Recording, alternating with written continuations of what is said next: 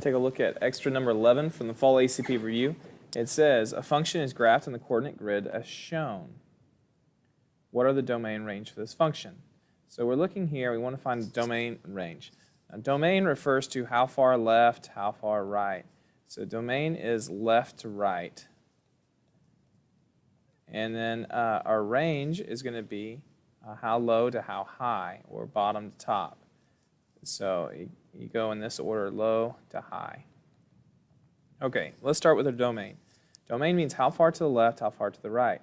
Well, it looks like it goes from negative infinity, and it continues on all the way till this point. But see, this black dot means it's connected, so we keep on going. And here appears to be the first break, but it's actually not. Domain, since we're only concerned with left and right, I'm looking, and there's technically not a gap here.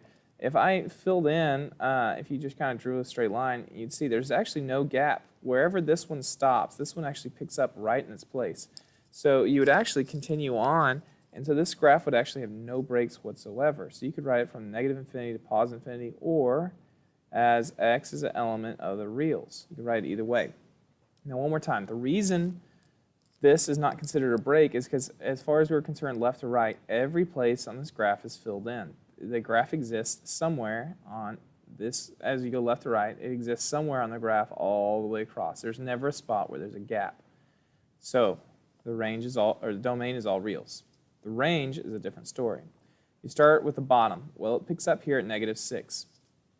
And we're touching this point all through the line, not just here, but everywhere. So I can put a bracket around negative 6. But since this piece does not go up or down, it stays flat, you would only do negative 6 in there. That means it hits negative 6, and then we have a gap. The graph will pick back up at negative 5 here, but it's a parenthesis since it's an open circle.